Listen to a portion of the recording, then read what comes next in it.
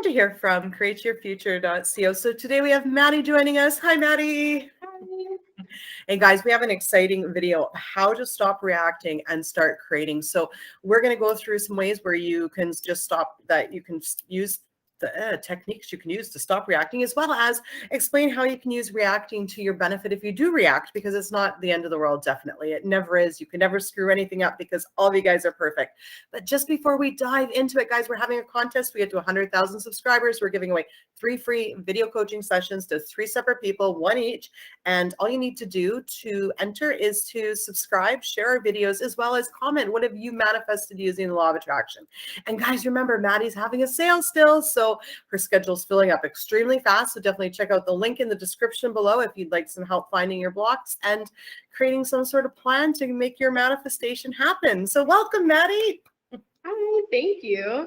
So I just want to share a success story that I actually had with one of my friends when we first got into law of assumption. So her SP and her became friends. She had been admiring him from afar for some time, but she didn't really go out of her way to meet him. And she ended up manifesting meeting him through friends, which was really amazing. And she had conversations with him about, let's go on dates, like let's do this. And he kept saying no. And he was like, I'm not looking for a relationship. I just got out of a really serious relationship, and that's just not what I'm looking for. We can be friends. And so she didn't try to fight it. She was like, okay, I respect that. Thank you so much for letting me know, and continued on as friends.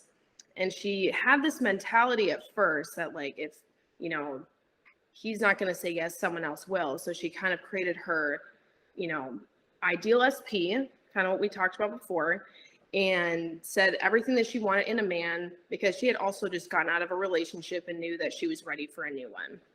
So he ended up reflecting all those qualities back to her. And even though he said that he didn't want a commitment, she turned that around without really reacting to him.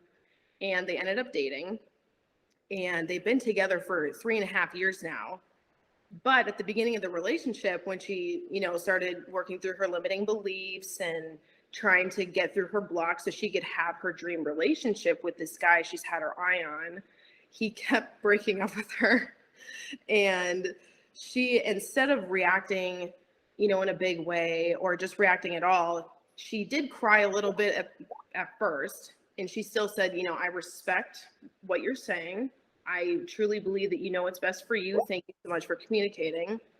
And let him leave. Did not fight it in the 3D.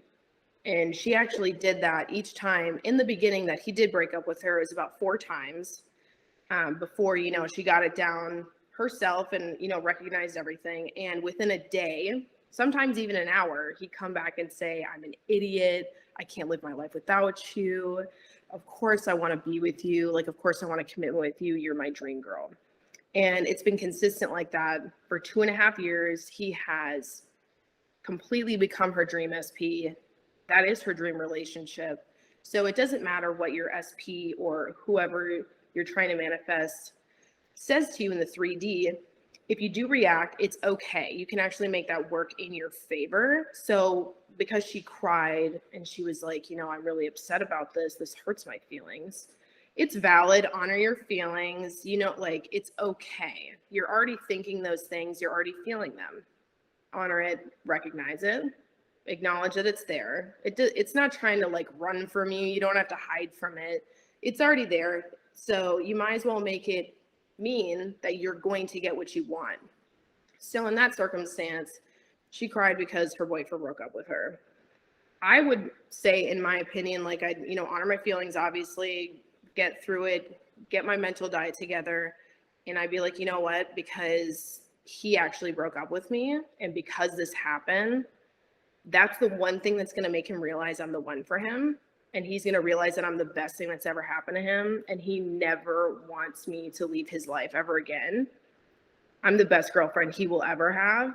I'm the love of his life. So instead of making it mean I reacted, oh my gosh, I don't know what to do now. I ruined it, make it work for you. So because this happened, that means I'm getting what I want even better than I originally thought I would, because I reacted. Exactly. Exactly. And you know what? I know I hear so many people are scared to talk about the old story, but you're right, it's already there. If we're scared to talk about the old story or to think about the old story, we're giving it more power. We're resisting it. When we resist our current reality, we actually create more of it. I mean, you know, some of my best manifestations have come from me just sitting down and recognizing and acknowledging what I'm not happy with. And then I know from there, I need to take it a step further and create my intentions, because those are going to be the most powerful intentions, because those are my complaints. So we're not saying, you know, bring up the old story, continue dwelling on it, continue dwelling on it. Use those moments you're reacting to ask yourself, okay, why am I upset? And then, you know, it's because, oh, I feel like he disrespected me. Okay, now you intend that he respects you. And so you use what's making you upset to actually shift that. But a really great way not to react is to just watch the meaning you're giving things. I mean, everything in your reality right now was created by you, for you. Okay, whether you like it or not. Even someone breaking up with you was created by you, for you. And when we react to it and we get upset at it, we're actually resisting it and we're making it more and more real, right? But if we just accept what we've created, we can turn around and accept it, and the next minute we'll actually be able to change it, because we don't have all those emotions in there. So the name of the game for creating is being on top of your emotions. And remember, everything is empty and meaningless, and it has no meaning until you give it a meaning. So my famous thing, you guys have all heard me say this: if you don't want anyone to disrespect you, don't assume that their behavior means they're disrespecting you, right? And so on and so forth, right?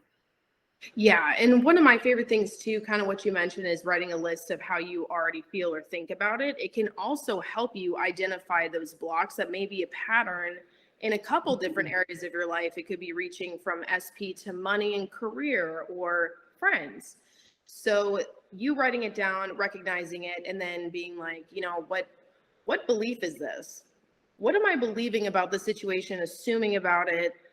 Is this a pattern that I've seen in other relationships I may have had, or friendships, or, you know, what have you?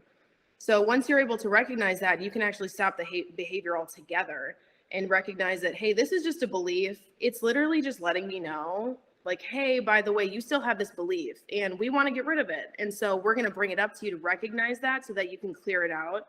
And like, that's the only reason why we're doing this. So if you view everything as feedback of what you have been creating, you take the meaning away from it, and acknowledging it and doing those steps also gives it no meaning. You don't give it any credence anymore. It has no importance, and you actually alleviate those negative feelings that you may want to react with.